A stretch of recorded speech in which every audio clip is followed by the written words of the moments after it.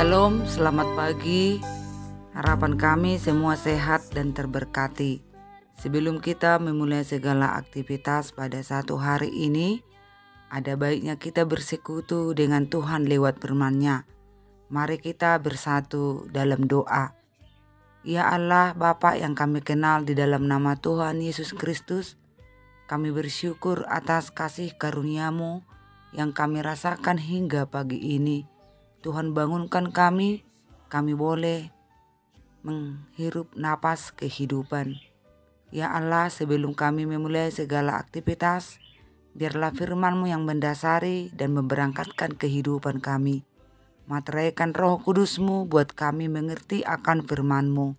Dalam Kristus Yesus kami berdoa dan mengucap syukur. Amin. Firman Allah yang menjadi renungan buat kita pada hari ini, Jumat 10 November 2023, yang tertulis dalam Roma pasal 6 ayat 6, demikian bunyinya. Karena kita tahu bahwa manusia lama kita telah turut disalibkan supaya tubuh dosa kita hilang kuasanya, agar jangan kita menghambakan diri lagi kepada dosa. Demikian pembacaan firman Allah. Bapak, Ibu, saudara-saudari sekalian yang terkasih dalam Yesus Kristus, manusia cenderung lebih menyukai dan peka hal-hal yang baru. Tidak jarang kalau membicarakan yang sudah lama kurang tertarik. Namanya lama, berarti termasuk jadul atau zaman dulu. Pada masa sekaranglah orang-orang lebih tertarik dan tergiur sesuai dengan berkembangnya zaman yang semakin canggih. Ternyata dalam kehidupan rohani pun hampir sama dengan bagaimana kita hidup dalam kehidupan lama dan bagaimana hidup masa sekarang ini. Artinya, hidup lama adalah hidup masa manusia jatuh dalam dosa dan tinggal dalam kegelapan, dan bisa juga dikatakan walau hidup di dalam sekarang yang sudah menerima Yesus, tapi jikalau masih hidup di dalam rupa-rupa dosa, dikatakan juga masih hidup dalam kehidupan lama. Kalau demikian, yang bagaimanakah dikatakan bahwa manusia lama kita telah turut disalibkan supaya tubuh kita yang hilang kuasanya, agar jangan kita menghambakan diri lagi kepada dosa. Menurut iman percaya orang Kristen, hanya ada satu jalan buat seluruh umat di dunia. Dosa-dosa dalam kehidupan kita hanya diselesaikan dengan Yesus Kristus. Kuasa dosa atau maut hancur dan tak berdaya dengan penyaliban Yesus. Dengan darah yang tercurah di kayu salib, kuasa kehidupan lama atau dosa-dosa itu sudah sirna, tak berdaya karena dikalahkan darah Yesus. Sehingga setiap orang yang percaya menjadi anak dan tidak lagi dalam kuasa dosa. Setiap manusia yang masih dalam kehidupan lama atau masih di dalam dosa adalah menghambakan diri dalam dosa. Namun, di mana manusia baru telah hidup dalam kemerdekaan yang dilepaskan Allah dari kuasa maut dan dosa. Saudara-saudara sekalian yang terkasih, mari semua memuji dan bersyukur kepada Allah yang telah menganugerahkan Yesus Kristus sehingga terlepas dari berbagai ikatan-ikatan dosa yang bisa membuat kita ke jurang kegelapan. Hidup kita sekarang di zaman Yesus Mari lepaskan ikatan-ikatan dunia yang menghambat persekutuan yang indah dengan Allah. Janganlah kita mau diperhamba dosa dan dunia ini.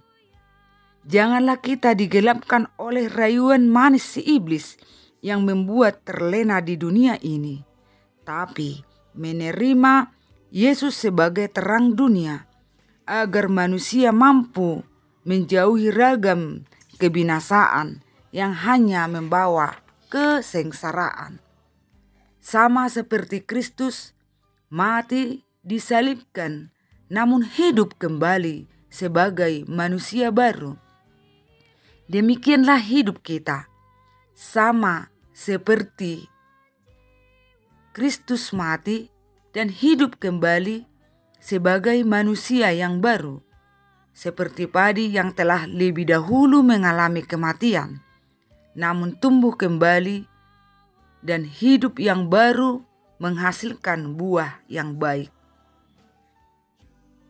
Paulus sering berbicara mengenai hidup yang lama dalam dosa dan hidup baru dalam Kristus.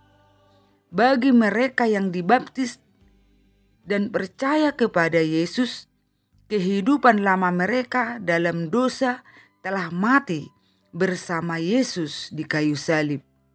Mereka mati bersama Kristus juga akan dibangkitkan kepada hidup serta hidup bersamanya, yakni mereka akan beroleh hidup yang kekal. Kita berdoa. Terima kasih Allah atas semua berkat kasih karunia dan firman-Mu yang kami dengar setiap hari. Materaikanlah Roh Kudus-Mu agar kami mampu hidup menurut kebenaran firman-Mu dan melakukannya itu dalam tindakan kami, perbuatan kami, dan juga dalam perkataan. Terima kasih ya Allah bahwa hidup kami di dalam kehidupan baru di mana Yesus telah membawa itu di kayu salib sehingga kami berada dalam manusia baru. Tolong kami Tuhan agar mau selalu diperbaharui oleh firman-Mu sehingga kami orang Kristen yang berkenan hidup benar di hadapan-Mu. Tuhan, kami selalu berdoa buat seluruh umat-Mu yang anak-anak, naposo remaja, orang tua dan lansia. Engkau Tuhan campur tangan dalam setiap apapun yang menjadi rencana kami. Agar Tuhan selalu mengarahkan kami ke arah yang benar, memampukan kami hidup sesuai dengan kebenaran firman-Mu.